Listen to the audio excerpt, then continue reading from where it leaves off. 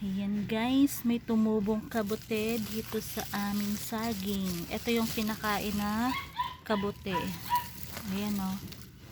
Kabute siya ng saging. Ito yung saging. Yung mga nabubulok-bulok na saging.